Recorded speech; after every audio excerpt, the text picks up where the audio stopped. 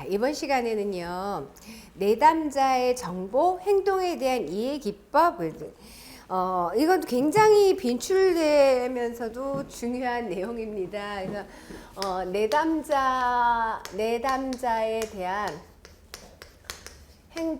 내담자의 행동 이해하고 가정하는 것. 그 기법에 관해서 정리를 할 거예요. 내담자 행동 이해하고 가정하기. 그래서 내담자 정보 행동에 대한 이해 기법인데, 우리 직업 상담을 할 때 내담자 행동을 이해한다는 건 굉장히 중요하죠. 그래서 내담자의 정보 행동에 대한 이해 기법에 대한 의의를 이렇게 적어놨습니다. 직업 상담의 중요한 과제는 상담자, 내담자 관계, 책임 이렇게 시작할 때 내담자가 왔어요. 문제가 있어 왔어요. 만났어요. 그래서 내담자의 목표와 문제를 명백하게 구체화하는 도움을 주려면은 내담자에 대한 정보를 제대로 파악하는 것이 굉장히 중요하다고 했어요. 정보를 파악한다. 누구에 관한 정보? 내담자에 관한 정보를 파악하는 왜 중요하냐? 이게 문제가 발생했잖아요. 문제가 발생했으면 이 문제를 발생하게 하는 주변 배경에 대한 정보를 갖다가 다 도출을 해놔야지 지금 어떻게 문제를 명확하게 목표를 명백히 구체화하는 데 도움이 된다라는 거죠. 그러기 위해서 우리가 상담에서 가장 먼저 선행되어야 할 것이 뭐라고 그랬어요?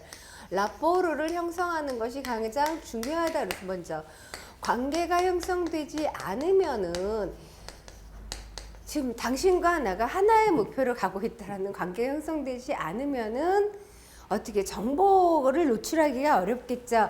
그러니까 부정적인 정보든 긍정적인 정보 다 노출할 필요가 있습니다. 그래서 우리가 직업 상담에서 목표 달성하려면 내담자에 대한 정보, 환경적 정보를 수집하는 게 굉장히 중요합니다.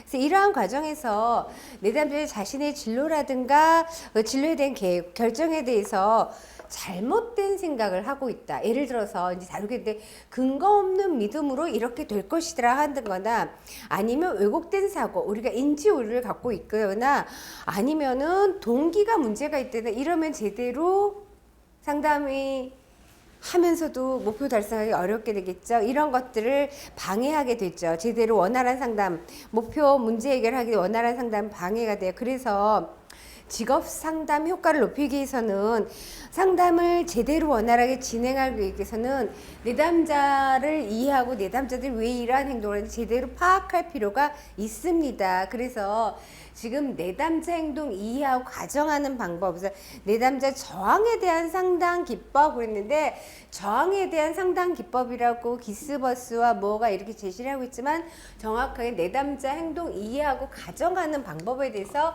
우리가 공부를 할 거예요. 지금 내담자 행동 이해하고 가정하는 방법에는 9가지가 제시되어 있습니다. 그래서 거기 심화학습의 글자 가정 사용하기, 의미 있는 질문 지시 사용하기, 전이된 오류 정정하기, 분류 및 재구성, 저항감 재인식 및 다루기, 근거 없는 믿음 확인하기, 왜곡된 사고 확인하기, 반성의 장 마련하기, 변명에 초점 맞추기 이렇게 9가지가 제시되어 있는데 이 9가지를 내가 그냥 하나의 문장으로 만들어 보면 외 변천의 근거 없는 저항을 분류하여 반성하자 이렇게 만들어 보았습니다. 이게 어떤 의미 있는 하나 문장이라기보다도 그냥 외우는 거예요. 가해 변전에 근거 없는 점을 분류하여 반성하자 그랬는데 우리가 심리학에서 가외 변이라는 거 배울 거예요. 그거에서 좀 차관이 돼서 이렇게 만들어 봤는데 이거 그 9가지를 여기서 다 이렇게 적어 놓은 거예요. 자, 그래서 이 9가지를 다 우리가 기억하는 것은 2차 때까지 굉장히 중요하다라는 거예요. 그러면 여기서 가정 사용하기. 이거 여러분들이 2차 때까지 제가 이렇게 적는 것은 주로 적는 2차 때까지 잘 써먹어야 되는 걸 꼭 적죠. 그 다음에 왜곡된 사고, 왜곡 왜곡된 사고 확인하기. 꼭 앞문자 이렇게 쓰면 뒤풀이까지 반드시 하셔야 되는 거 아시죠? 왜곡된 사고 확인하기. 변명에 초점 맞추기. 왜 변명을 할까? 변명에 초점 맞추기.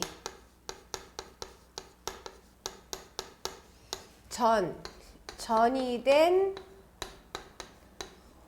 오류가 있으면 정정하기. 그 다음에 의까지. 의미 있는 질문, 지시 사용하기. 자, 가의 변정이 5개 됐죠? 그 다음에 근거. 정황감, 재인식 및 다르다. 근거 없는 믿음은 무엇일까? 근거 없는 믿음을 확인하기. 근거 없는 믿음 확인하기. 그 다음에 저항감, 재인식 및 다루기. 저항감에 대해 재인식 및 다루기. 그 다음에 분류해서 재구성하고, 분류 및 재구성. 그 다음에 마지막으로 반성회장 마련하기.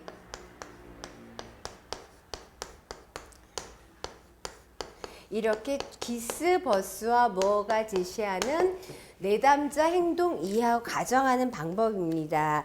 그래서 이런 내담자 행동 이해하고 가정하는 방법을 하는 것은 우리가 직업 상담의 정한 목표, 문제들 명확하게 구체화시켜서 효과적인 상담을 하기 위해서 내담자 행동 이해하고 가정하는 것이 중요하겠죠.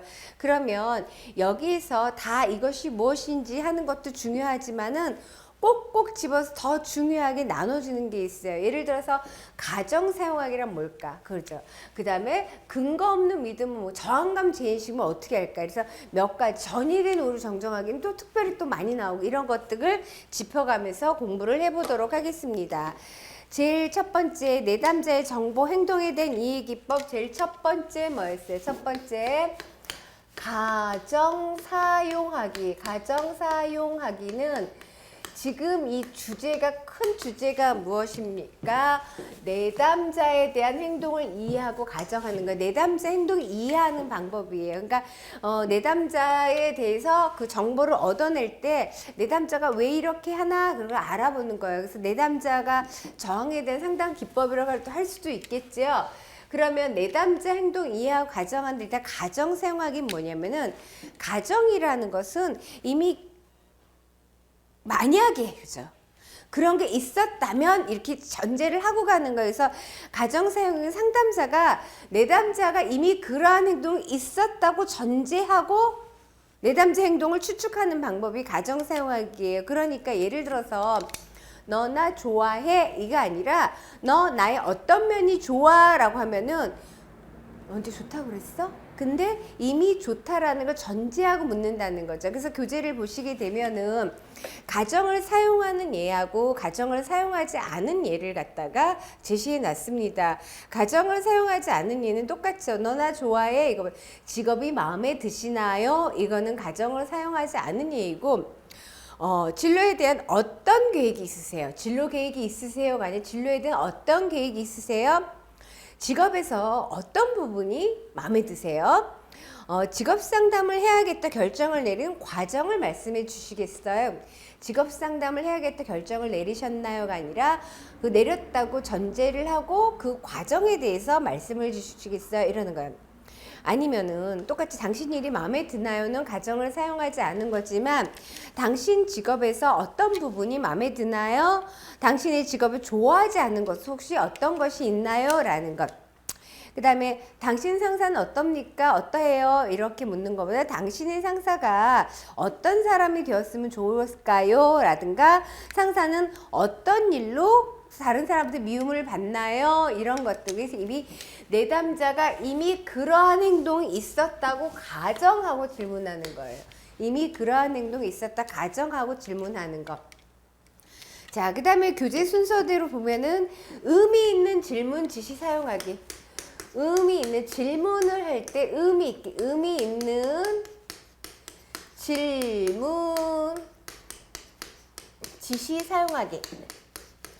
의미 있는 질문 지시를 사용하기라는 것은 꼭 답을 요하면서 질문하는 것이 아니에요. 그래서 내담자의 면접에 직접적이고 실제적인 질문을 던진다 그거보다는 대답의 범위를, 그러니까 단편적인 답을 얻는 게 광범위하게 완전 개방적인 답을 할 수 있도록 그 공손한 명령의 의미를 가졌다는 거죠. 그래서 예를 들어서 이러한 질문 명령어로는 특별히 좋아하는 것을 말씀해 주시겠어요? 라든가 이렇게 의미 있는 질문 지시라는 거예요. 그래서 당신이 이러한 일을 할 수 있는지 잘 모르겠는데요 라고 해서 이런 식으로 하는 거. 그러니까 의미 있는 질문 지시라는 건 꼭 답을 요한다기보다도 어떤 공손하게 요청하는 좀 포괄적으로 개방적으로 대답을 할 수 있도록 하는 거. 그죠? 그래서 내담자들이 이러한 질문에 답을 한다라는 것보다는 어떤 상담자의 궁금증에 답을 한다기보다는 스스로에 대한 이제 그 변호? 그런 방식을 취하기 때문에 명령 강제적인 것에 비해서 대답하기에 굉장히 편함을 느낀다는 거예요. 공손한 명령하는 거죠. 그 다음에 이거 전이된 오류 정정하기. 제가 이걸 쓸게요. 많이 중요하죠. 전이된 오류가 있으면, 오류가 전이됐죠. 전이된 오류가 있으면 전이된 오류를 어떻게 해야 돼? 정정해야겠죠. 수정해야 됩니다. 전이된 오류 정정하기는, 전이된 오류는 어떤 종류가 있나? 정보의 오류, 한계의 오류, 논리적 오류가 있어요. 이것도 중요해요.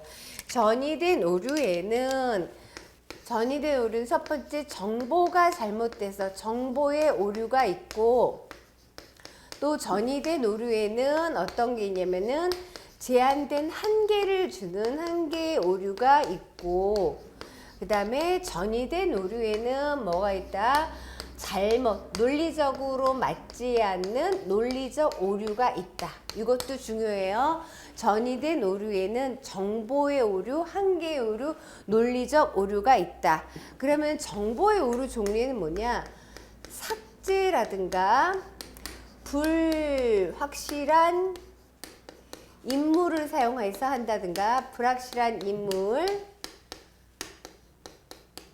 혹은 분명하지 않은 동사를 사용한다든가, 불분명한 동사, 아니면은 참고 자료가 제한됐다든가, 참고 자료가 누락됐다든가, 참고 자료에 의한 오류, 그 다음에 제한된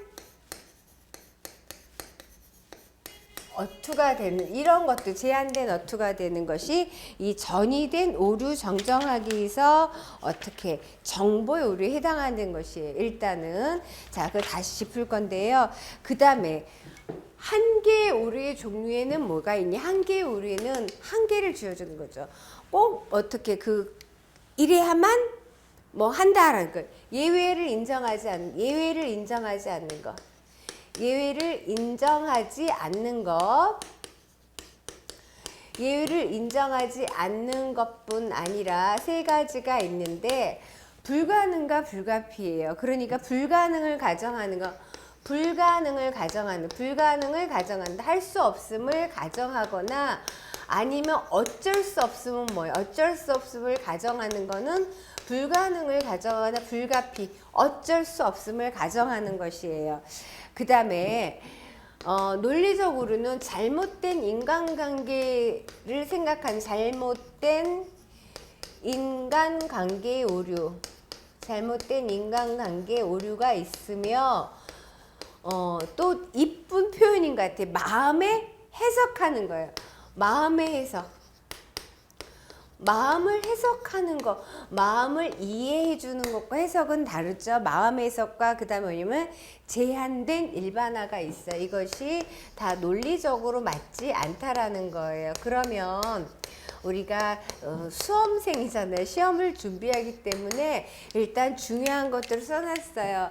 다음에 전이된 오류를 정정하기, 전이된 오류의 종류에는 이 잘못된 오류를 정정해야 되는데 전이된 오류에는 정보의 오류, 한계의 오류, 논리적 오류가 있다. 그다음에 정보의 오류는 삭제, 불확실한 인물을 사용하거나 불분명한 동사를 사용하거나 참고 자료가 누락되거나 제한된 어투를 사용하는 것이 정보의 오류 종류에 해당이 된다라는 것도 중요. 그다음에 한계의 오류에는 예외를 인정하지 않아요. 모두 항상 언제나. 그 다음에 불가능과 어쩔 수 없음을 가정하는 거. 이제 가능이 아니라 가정하는 거죠. 그 다음에 논리적 오류에는 잘못된 인간관계 오류, 마음의 해석, 제한된 어투는 뭐다? 논리적 오류라는 거. 요것만 갖고도 굉장히 변형된 문제가 출제되겠지요? 그러면은 교재통에서 그러면 한번 볼게요. 삭제는 어떨 때 이야기하는 것인가 한번 보도록 할게요. 지금 삭제를 보게 되면은 이렇게 그 정보의 오류는 어쨌든 왜 정보의 오류냐 잘못 알고 있는 거 제대로 몰라요. 그러니까 직업 상담을 하다 보면은 내담자는 자기 충분히 많은 정보를 알고 있다고 생각을 하는 거예요. 예를 들어서 이렇게 분필의 색깔은 세상에 두 가지만 있다라고 생각. 이게 충분하다고 하지만은 상담자는 당신이 알고 있는 이 두 가지만 다가 아니라는 거. 하얀색도 있고 파란색도 있고 이런 것들에 대해서 제공을 하면서 당신이 알고 있는 정보가 다는 아니다라는 걸 보여줘야 돼요. 그래서 정보요로 직업 상담에서 내담자는 자신이 충분히 정보를 알고 있다고 잘못 생각하는 경우가 많다라는 것이에요. 우리가 대화를 하다 보면 내가 아는 정보가 다라고 생각하는 경우도 의외로 상당히 많죠. 다른 정보도 있을 수 있음을 받아들여야 돼. 그럴 때 이런 경우에 아까 이제 보충 질문, 그거에 보충 질문을 해서 당신이 알고 있는 것이 다가 아니다. 그러니까 내담자가 잘못 알고 있다. 내담자의 잘못을 정확하게 인식시켜주는 필요가 있다. 그랬어요. 자, 삭제일 때 어떠냐? 이야기에서 중요한 부분이 빠졌어요.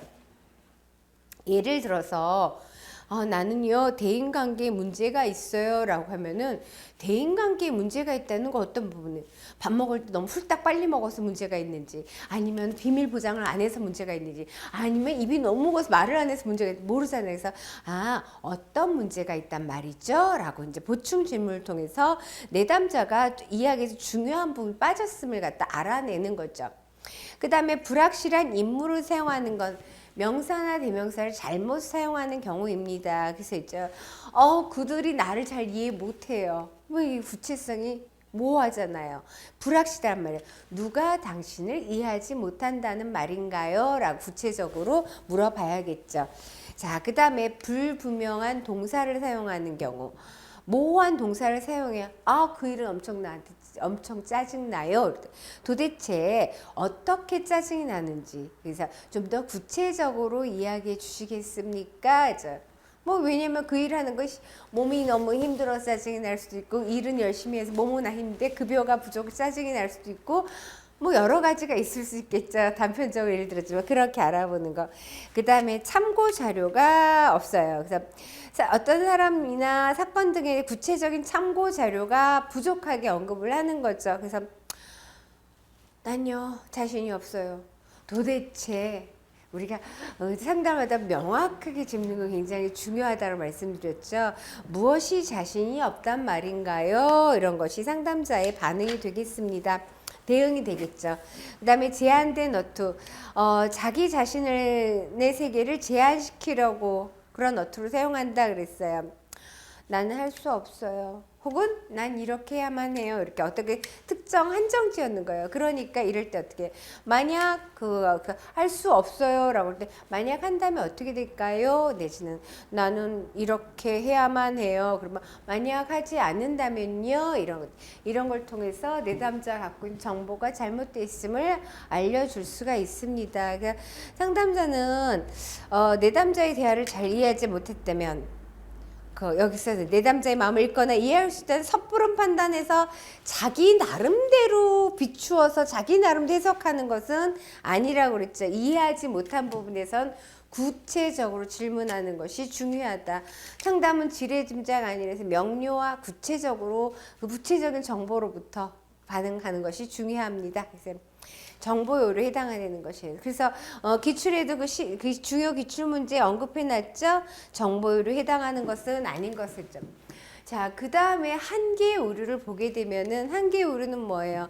내담자가 그 경험을 통해서 그것만 보는 거예요. 우리 한계 준 거죠. 우리가 인지적 명확성이 부족한 내담자 중에서 편협된 가치관을 가서 고정관념 있죠. 한계적인 거예요. 경험이 많잖아요. 그런 것과 비슷하죠. 그래서 내담자가 경험 통한 부분만 보기 때문에 제한된 기회, 뭐 그 선택에 대한 견해들을 갖고 있어 예외를 인정하지 않거나 불가능을 가정하거나 어쩔 수 없음을 가정하는 경우가 있어요. 예외를 인정하지 않는 것 모두 항상 늘 언제나 이런 표현하면 뭐 무슨 생각인데 아리비티 떠오르지 않으세요? 비함조 신념 나는 매사 유능해야만 한다. 뭐뭐 해야만 한다. 누구 하나다. 매사 이런 것들 문제가 되지요.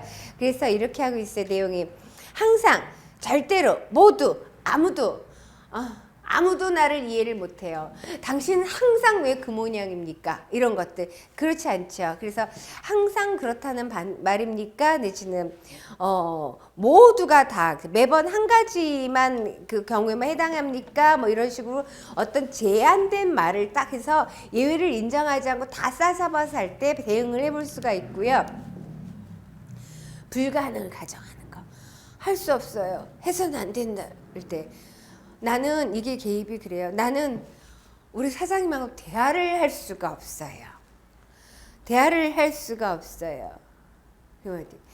상담자가 대화를 할 수가 없는 건가? 아니면은 상담자 대화하는 방법을 찾지 못한 것이겠지요. 이런 식으로 대응해 볼 수가 있다라는 것이에요.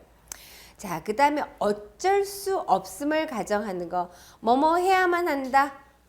선택의 여지가 없다 하겠어요. 나는 그리고 여기서 이제 뭐 어쨌든 뭐뭐 해야만 피할 수 없음이에요. 그래서 상담자가 나는 선택의 여지가 없었어요. 선택할 수가 없었어요라고 하면 상담자가 이렇게 대응을 하지요.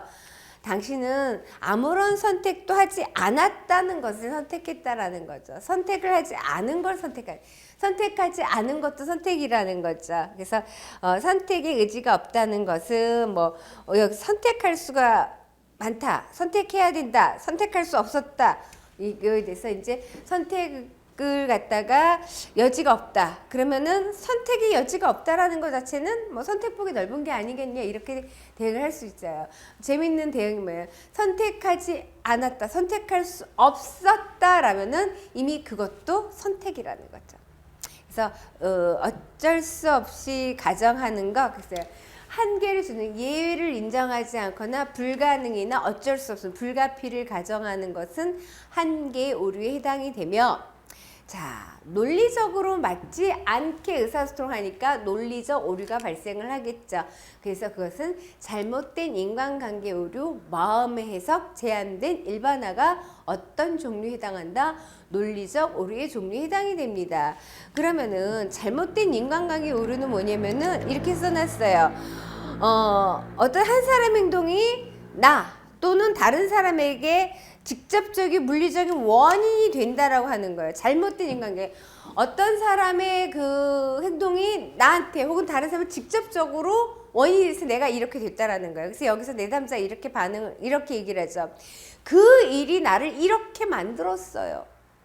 사장님이 나를 엉망진창으로 만들어 버렸어요. 라고 하면은 사장님으로 인해서 내가 이렇게 된 직접적인 원인이 된다라고 내담자 얘기하는 거죠. 그러니까 상담자는 도대체 사장님이 어떤 식으로 당신을 그렇게 상하게 했는지 구체적으로 물어보게 되는 거죠. 그런 대응을 합니다.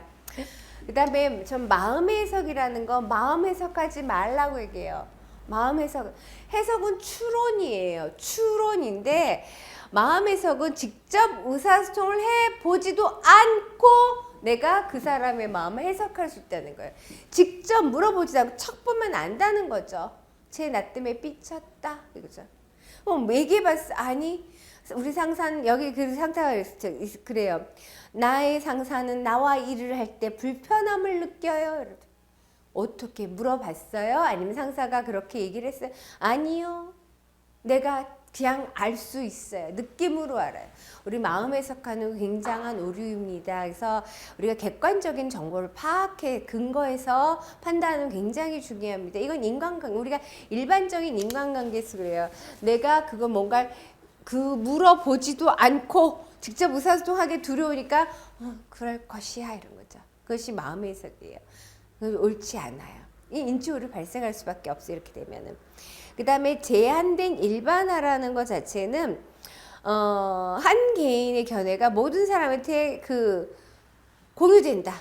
한 사람의 견해가 모든 사람도 공유된다라는 개인적인 생각이 비롯된다 그랬어요. 그리고 예를 들어서 내 생각, 사람은 모름지기 남을 위해 살아야 된다 라고 하는 거 참 좋은 얘기잖아요. 근데 구체적으로 누가 그래야 되느냐 이렇게 이제, 그러니까 이게 왜 제한된 일반화 좋은 문구 같지만은 뭐냐면은 한 사람의 생각이 다 누구의 그렇다는 잘못됐다라는 거죠. 이것은 논리적 오류가 된다라는 것이에요. 마음의 해석은 인지 오류라고 그랬어요. 인지 오류, 잘못 판단하는 거라고 그랬어요. 그래서 좋지 않다고 그랬어요. 그래서 논리적 오류까지 봤어요. 그러면은 우리가 그 전이된 오류 정정하기 잘 보시죠. 전이된 오류 정정하기에는 정보 한계, 논리적 오류, 또 정보 오류에는 삭제, 불확실한 인물, 불분명한 동사, 참고자료 누락, 제한된 노트, 그 다음에 한계 오류, 예외를 인정하지 않음, 어쩔 수 없음, 불가능, 불가피. 그 다음에 논리적 오류에는 잘못된 인간관계 오류, 마음의 해석, 제한된 일반화 이런 것 등이 뭐다? 논리적 오류이다. 그래서 전이된 오류에 관해서 이런 것들을 정정하는 거죠. 자, 그 다음에 분류 및 재구성하기를 보도록 할게요. 이건 지울게요. 자, 가외 변전에 근거 없는 저항을 분류하여 반성하자. 가외 변전에 근거 없는 저항을 분류하여 반성하자 했어요. 분류 및 재구성한다라는 것은 분류해서 재구성한다는 거죠. 재구성한 잘못된 거를 다시 구성하는 거예요. 분류해서 다시 구성하기. 분류해서 다시 구성하기라는 거. 그러니까는 이게 분류 및 재구성, 바꿔 말하기 또는 반영과 유사한 면을 지닌 상담 기법이다. 이제 바꿔 말하는 거, 반영은 그 밑바닥에 그런 감정을 파헤쳐서 돌려주는 건 반영인데 그런 거와 비슷한 거예요. 그래서 내담자가 말한 표현을 다시 구성하고, 그리고 내담자가 그걸 갖다가 내담자의 밑바닥에 그런 감정을 파헤쳐 돌려주기 때문에 내담자가 여태까지 봤던 시각과는 다르게 볼 수 있도록, 구성을 다시 할 수 있도록 그런 도와주는 기법이 분류 및 재구성입니다. 그러니까는 경험의 중요성을 새로운 언어로 구성해준다 그랬어요. 그래서 주의 깊게 경험을 재구성한 도움이 된다 그랬는데, 재분류, 재구성하도록 하는 거 그랬어요. 그러니까 내담자의 긍정적 측면에 다시 초점 맞춰서 내담자가 잘했던 기능을 강조할 수도 있고, 또 재분류 재구성에서는 내담자가 그 자아교육이 낮은 내담자들은 굉장히 효과적이라 볼 수가 있어요. 그래서 분류 및 재구성하는 방법으로는 어떤 걸 쓸 수가 있냐면은, 분류 및 재구성하는 방법은 어떤 걸 쓸 수가 있냐면은 역설적 의도, 역설적 기법을 쓸 수가 있다라는 거예요. 그럼 역설이라는 거는 몇 번 나왔었죠. 제대로 그 순설적인 방법이 아니라 다르게 하는, 그래서 역설적 의도로 분류 및 재구성에 개입을 할 수가 있는데, 역설적 의도로는 뭐예요? 교재에 제가 정리해놨죠. 내담자로 하여금 걱정하던 부분, 나는 바꿔야 된다. 우리가 그 인지적 명확성이 부족한 내담자일 때 나는 의사가 되어야만 한다. 난 의사가 되어야만 한다. 난 기계공학을 꼭 해야 된다. 기계공을 꼭 해야 된다. 이렇게 생각하는 내담자. 근데 성적이 안 좀 바꿔야 되는데 바꾸지 말고 계속 생각해 보세요 라고 하는 것이 역설이라고 그랬잖아요. 그래서 내담자로 하여금 염려하던 그 행동을 의도적으로 계속 오히려 과장하도록 지시함으로써 문제 행동에 대한 조절력을 향상시키도록 하는 거예요. 그래서 극복하도록 하게 되는 치료적 전략, 그것이 뭐다? 역설적 의도예요. 그러면 역설적 의도 12가지 원칙 이렇게 했는데 12가지를 줄줄 외울 좋겠지만 그거보다 어떻게 찾을 수 있으면 돼요.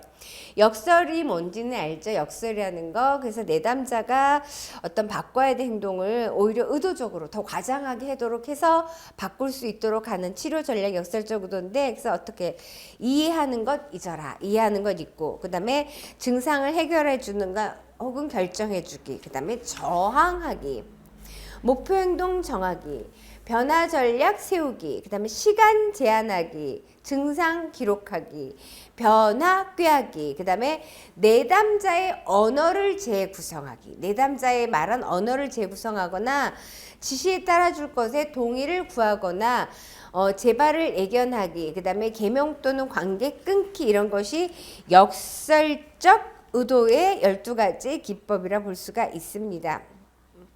그래서 그 핵심 문제에도 제가 다뤄놨지만, 직업상담 직업상담할 때 내담자의 표현을 분리하고 재구성하게 사용하는 역설적 의도의 원칙이 아닌 것은 핵심 문제 6번에 있어요. 그래서 보면은 재구성 계획하기, 저항하기, 시간 제한하기, 변화 꾀하기 그랬는데, 재구성을 계획하는 것이 아니라 여기서 재구성하는 건 뭐예요?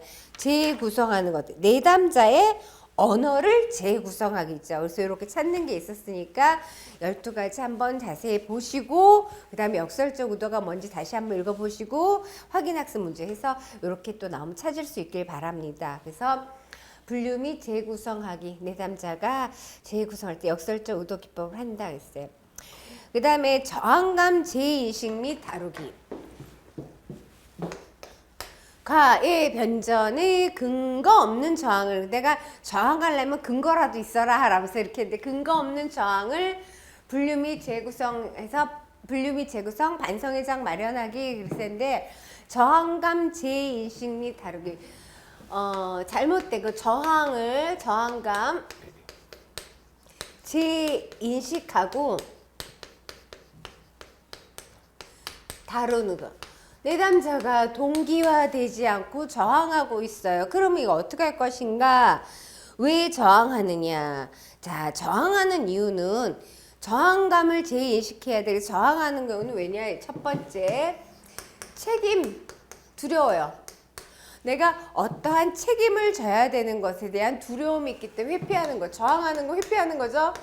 책임감에 대한 두려움 때문에. 책임감에 대한 두려움 때문에. 혹은 두 번째 이걸 제시해 놨어요. 방어 기제를 활용하기, 거죠. 저항하는 거죠. 지들을 맞들어주고. 아니면은 이거 진짜 제일 고의로 의사소통을 방해하는, 의사소통 방해하기.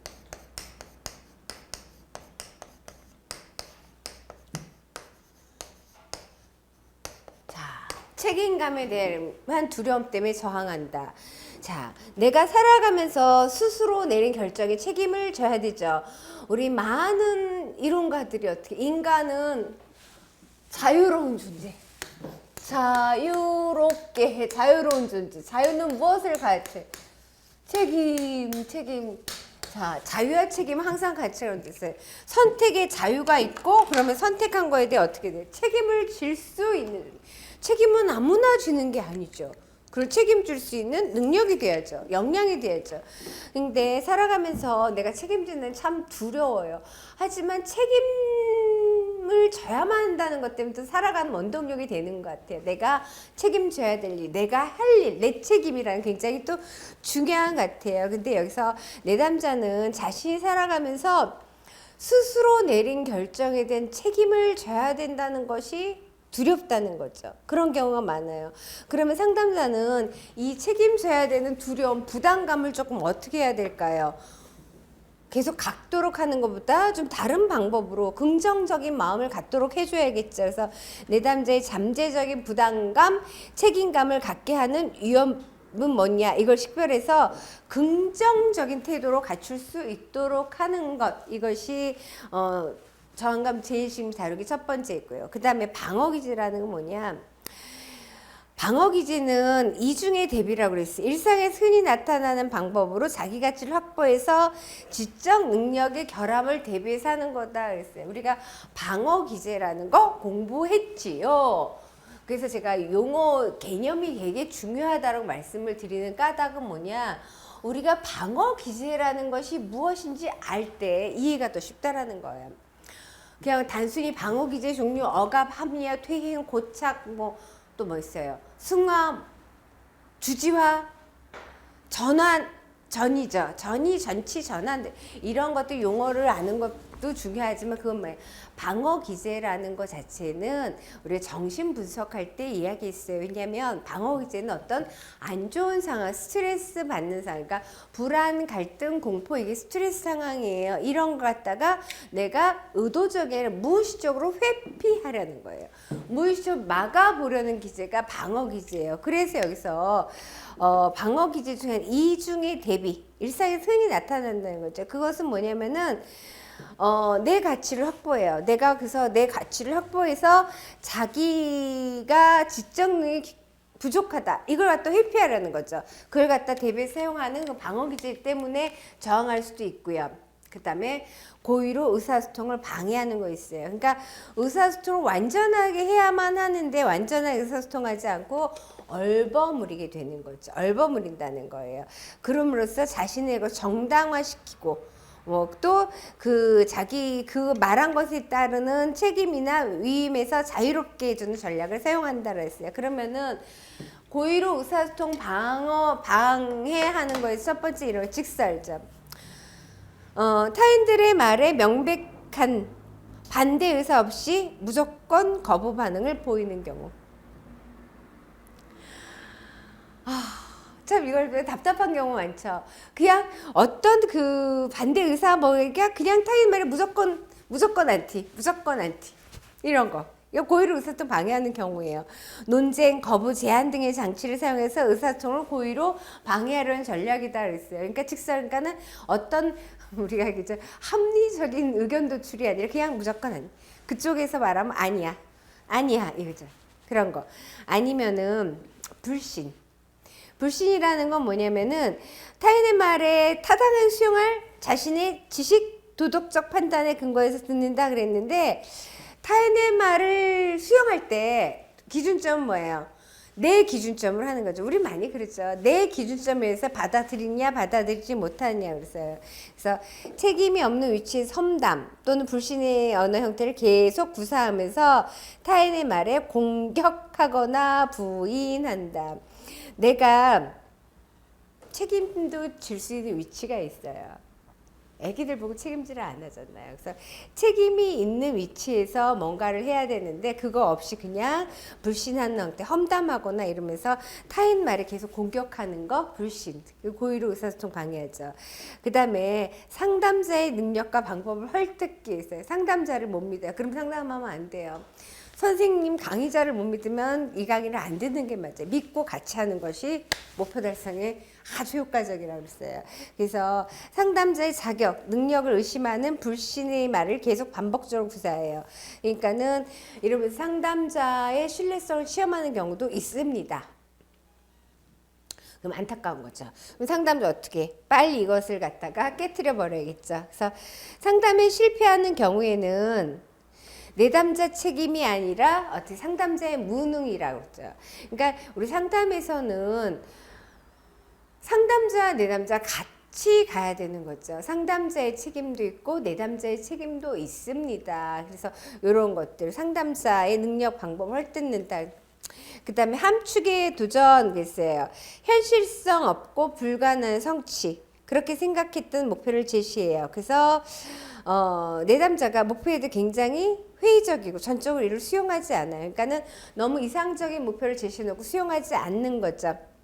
그러니까 그런 거는 뭐냐, 내담자 최선을 다해 노력을 다짐하긴 하지만은 너무 이거 현실적이지 않은 거예요. 굉장히 협력을 미온적으로 해요.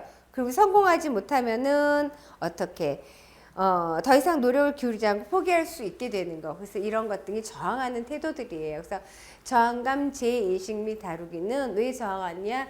책임에 대한 두려움 때문에 저항하기도 하고 방어 기제, 이중의 대비로 방어 기제를 활용하기 때문에 그러기도 하고 고의로 직설이라든가 불신, 상담자 헐뜯기라든가 함축의 도전, 그 다음에 책임에 의한 도전으로 해서 고의로 의사소통 방해합니다. 그래서 우리가 저항감 재인식 및 다루기 좀 봤는데, 그러면 여기서 이제 또 중요한 걸 하나 할게요. 저항감 재인식, 상담에서 동기화되지 않고 지금 저항하잖아요. 책임에 대한 두려움이나 방어 기제를 활용하거나 고의로 의사소통 방해는 이 저항하는 내담자 어떻게 할까? 그래서 저항감 다루기, 상담에 동기화되지 않고 저항하는 내담자를 저항감 다루는 방법은 저항감 다루는 방법이에요. 저항 다루기, 저항감 다루는 방법. 어떻게 하냐? 첫 번째, 오해가 있으면 푼다. 변형된 오류, 변형된 오류가 있으면은 수정하지. 변형된 오류 수정하기, 오해가 있으면 푸는 거예요. 그러니까는 여기서 실제 내담자 결부되어 있지만은 피하고 싶은 유형, 부정적인 독백을 부정하고 이를 수정하는 기법을 사용한다 그랬는데, 변형된 오류 수정하기는 오해가 잘못된 거, 오해가 있으면 풀어주는 거예요. 아유, 당신이 잘못 생각하고 있었어요 라는 걸 이제 풀어주는 것이고요. 보다 래퍼 형성 강력한 관계를 잘해주는 거 중요하겠죠. 친숙해지기, 있어요. 여기서 표현을 이렇게 해서 감정이입 그 이상의 상태다 그랬어요. 공감 그 이상의 상태다 했어요. 그래서 내담자는 생애 역할에 대해 독특함과 과제에 대한 책임을 준다. 그러니까 내담자는 그 상담자 만나서 그 과제 이상의 책임을 지려고 하고, 상담자는 감정이입 이상의 상태를 같이 만들어야 된다는 거죠. 그래서 상담자는 내담자가 피할 수 없는 고통이나 긴장 아니면 안정 등의 영역을 확인해서 내담자가 이렇게 민감하게 반응해야 되는 거죠. 이런 부분에 대해서 간단하게 얘기하면 관계 형성을 조금 잘했다. 지금 왜 그러냐면, 지금 상담에 저항하고 동기화되지 않는 내담 동기화 시키려면, 저항감 재인식 다루고 동기화 시키려면 어떻게 변형된 오류가 있으면 잘못된 거 수정하고, 그 다음에 친숙해지고, 그 다음에 직접적인 방법보다는 이야기 기법, 은유 사용하기. 은유, 돌려서 이야기하는 거죠. 돌려서 얘기해준 거. 그 다음에 안 그러면 직접적으로 대결하기. 저는 그렇게 하면 큰일 난다. 대결하기 있어요. 그래서 내담자의 구체적인 행위를 지적하고 공격하는 데 굉장히 기술이 필요하지만은 이렇게 하는 거에서 우리가 저항감 재인식 및 다룰 때 저항이고 상담의 저항적이 동기화되지 않은 내담자를 다루는 방법은 변형된 오류 수정하기, 친숙해지기, 은유 사용하기지, 그 다음에 어떻게 해요? 직접적으로 대결하기, 이런 것 등이 저항감 다루는 방법입니다.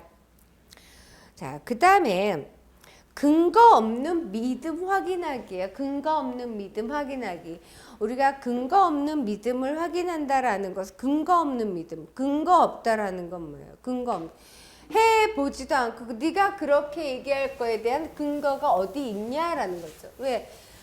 모른다는 거예요. 해보지도 않고 그 근거 없는 믿음을 확인하기. 그래서 내담자들은 어떤 일, 결정하기, 뭐 정보 수집, 헤쳐나갈 일, 이런 거에 대해서 해보지도 않고 그렇게 될 것이라고 생각해서 확신한 유형. 그러면 이래서 그런 거지.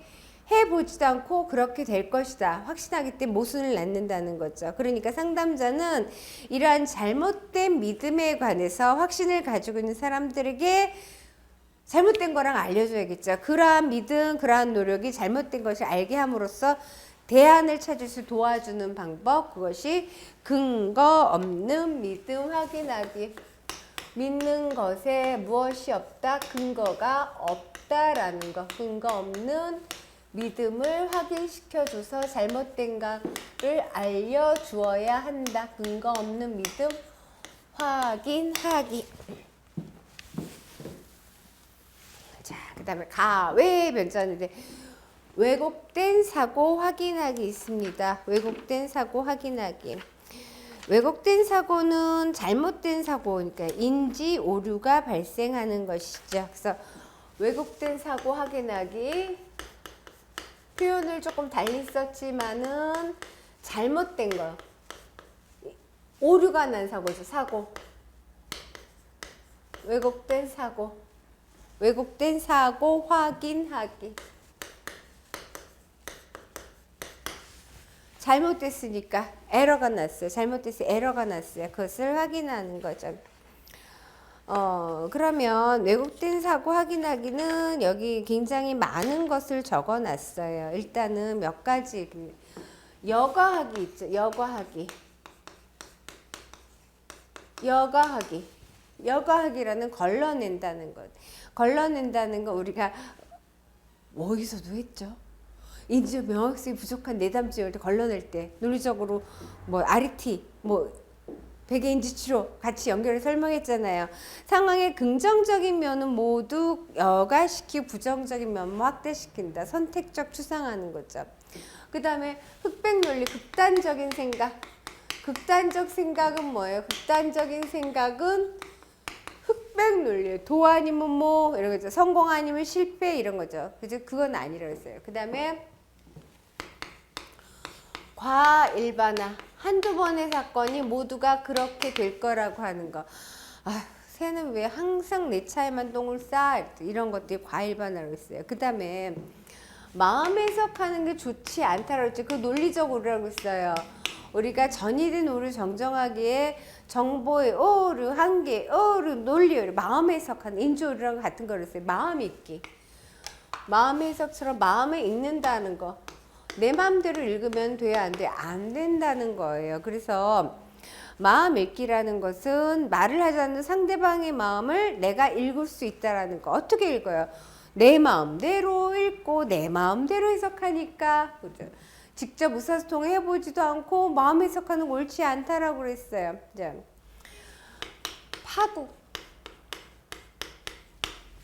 파국화, 재앙화 그랬어요. 불행을 얘기하는 거. 자, 재난이 일어나면 어떡하지? 이런 것들이 파국화. 파국 뭐냐면 가슴에 몽우리가 만져진다? 유방암이 아닐까? 이런 것들이 파국화라고 그랬어요. 아니면은 인지오류 할 때 똑같이 인지오류니까 설명을 했는데 학원 하는 선생님이 아이들이 한 명, 두 명씩 그만둬요. 이러다 나는 망하는 거 아닐까? 이런 것들 파국화라고 해서 파국. 네. 자, 그 다음에 또 그 교재 어떤 거 있어요? 인격화, 개인화예요. 인격화, 개인화. 인격화 혹은 개인화예요. 모든 것이 나하고만 연결되어 있는 것은 아니에요. 모든 것이 나하고만 연결되어 있는 것이 아닌데 모든 것이 다 나랑 관계됐다고 생각하는 것이 뭐예요? 인격화예요. 쟤 나 때문에 화났다. 나 때문에 화났다. 꼭 나 때문에 화났는지 몰라요. 그런데 꼭 그렇게 보는 거죠. 자, 그 다음에 오류에 통제하는 거. 자, 외적인 사람은 어떻게 해요? 내 운명, 자기 자신을 운명 희생물이라고 생각한다. 내적인 사람은 고통과 행복의 책임이 주변 탓이다. 뭐 이렇게 하는데 이 잘못된 것을 어디다가 두느냐 이것도 문제가 있다라는 거. 제대로 두지 않으면. 그 다음에 자신이 어떤 것이 옳은지 잘 알고 있는데 다른 사람들이 이에 동조하지 않을 때 느끼는 감정. 공정성 오류. 그러니까 내가 잘 알고 있는 사람들이 인정해주지 않는다는 거. 그 다음 비난. 자신의 고통이 남에게서 비롯됐다라고 하는 것. 그렇죠? 내 탓이 아니다. 지 탓이다라고 하는 것. 의무. 자신과 다른 사람 행동이 어떻게 해야 된다. 이렇게 규칙을 갖고 있어요. 그런데 사람들이 그걸 지키지 않는다. 왜 의무를 지키지 않을까? 이렇게 생각하는 거. 그래서 그 규칙을 지키지 못해서 부끄러움을 느낀다라는 거지. 정서적 이성. 진실이라고 믿는 것은 반드시 진실이다. 자신이 어리석다는 생각 들으면 어리석어져야 한다. 좀 어렵죠? 진실은 반드시 진실이다. 내가 믿는 게 반드시 그래야 된다. 좀. 그 다음에 압력을 넣거나 껴서 다른 사람들이 자신에게 맞추어서 변해야 된다. 그러니까 내가 어떤 압력을 써 사람들이 나한테 맞춰야 된다라는 거. 아니면 부정적 판단을 가지고 포괄적으로 부정적 판단을 가지고 일반화해 버리는 것이라든가 정당화는 자신 행동이 옳다라 정당화하는 것. 그다음에 인과응보 반드시 대가가 있다라는 거. 그래서 제가 몇 가지 인조에 해당하는 거 쓰면서 했는데 왜곡된 사고라는 거 자체 뭐야 인지 오류랑 갖다 주세요. 우리가 인지 치료에서 하는 거 그렇게 봤어요. 일단은 지금 내담자 행동 이해하고 가정하기 위해서 반성의 장 마련하게 하고 변명에 초점 맞추기만 제외하고 좀 살펴봤어요. 자, 그러면은 반성의 장 마련하기 하고 이건 좀 철학적인 거예요. 그래서 칠판을 다 지우고 시작을 하는데 반성의 장 마련하기. 반성의 장 마련하기 하고 변명에 초점 맞추기만 할 건데요. 이 반성이라는 거 사유를 해본다는 거죠. 그래서 이 반성의 장 마련하기라는 것은 웰페리안 학자가 웰펠의 7단계 웰펠이라는 학자가 반성하는 7단계를 1단계, 2단계, 3단계, 4단계, 5단계, 6단계, 7단계 이렇게 제시를 해서 제가 교재에 정리를 해놨지만은 사실 이게 좀 사유하는 거예요. 생각을 하게 돼서 막 이렇게 고민거리를 줘야 돼요. 살펴는 보는데, 1단계, 이건 웰펠의 7단계, 반성하는, 사유하는 단계 7단계. 첫 번째, 잘못된 생각, 독단적 사고. 잘못된 생각이라는 것보다 독단적인 사고. 독단적인 사고는 무엇인가? 독단적인 사고를 알아보는 단계. 자, 그 다음에 두 번째 단계가 뭐냐면요. 이상적인 지식이라는 것은 뭐냐? 우리가 이상적인 지식은 뭐냐? 이상적인 지식은 뭐예요? 이상적인 지식이란 정확하고 확실하게 얻을 수 있는 것이라고 확신하지만 이상적인 지식이 없어요. 이상적 지식은 뭘까? 지금 말투가 이상적 지식은 뭘까? 이상적 지식이라는 부분, 이상적 지식이 있다라는 거예요. 그러니까 정확하고 확실하게 얻을 수 있는 확신하긴 하지만은 지금 이상적인 지식이 절대적인 지식 뭐 이런 거 있나? 어떻게 하지? 이거 좀 애매모호하다는 거예요. 그러니까 현대사회에서 이상적 지식이랑 있긴 있는 것 같은데 대안적인 개념에 대해서는 어느 정도 알기 시작하라는 거죠. 그러면 세 번째 단계는 자, 우리가 절대 지식이라는 걸 언급을 합니다. 자, 여러분, 절대 지식이 있죠? 절대 지식 뭐예요? 생명체는 죽는다 절대 지식이죠. 근데 지식이 우리가 굳이 구성주의 지식이 절대성, 지식의 상대성. 우리가 절대 지식도 있지만은 상대적인 지식도 굉장히 많아요. 상대적인 지식은 문화권에 대해서 다르게 이렇게 접목되는 건 상대적 지식이에요. 그래서 절대적인 지식이 이상적 지식도 있어. 절대적인 지식도 있는 것 같아. 근데 절대적인 지식이 어떤 영역에서는 존재한다는 거예요. 근데 어떤 영역에서는 절대 지식이 있긴데 그 밖의 영역에서는 우리가 절대 지식으로 믿는다는 거예요. 그게 뭐냐? 진리가 출현될 때까지 사람들은 제멋대로 믿는다. 백조라는 거. 영어로 스완이죠.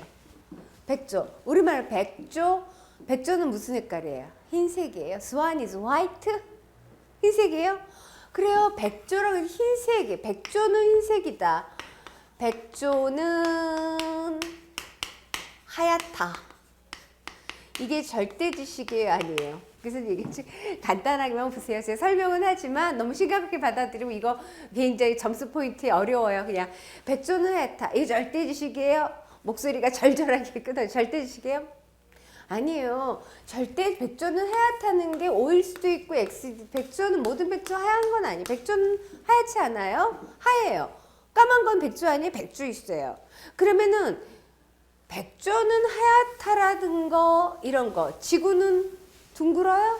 예전엔 지구가 어때요? 네모냈어요? 그러니까 절대 지식이라는 건 어느 영역이 있지만 사람들이 믿고 있는 건 백조가 하얗다라는 것이 예전에 원래 백조가 그러니까 백조였겠죠. 근데 왜 백조가 하얗다라는 것이 절대 지식이 아니냐면은 우리가 그 반증 이론이라 해서 하얗지 않은 백조가 나타났다라는 거죠. 그러니까 까만 백조가 나타났기 때문에 까만 백조가 출현할 때까지는 백조는 하얗다고 믿는다는 거예요. 그러니까 사람들은 절대 지식이 어느 부분에도 있지만 이건 절대 지식 일정 부분엔 있어요. 단 이것도 지식이 절대적인 건 아니죠. 어떤 지식이 새로 출현할 때까지, 진리가 출현할 때까지 그것이 진리라고 믿는다는 거예요. 그래서 아까 제가 지구가 둥글어요? 지구가 둥글지 않을 때까지 둥근 거죠. 그 전에 믿을 때 지구가 네모냈잖아요. 그죠? 꽉 쭉 떨어진다는 그런 것들. 그러니까 그렇다고 제가 이렇게 막 두면은 불확실성, 주위의 모든 지식에 대해서 확실한 지식에 대해서 확실성이 떨어지는 거예요. 이게 정말 절대 지식일까 아닐까? 불확실성.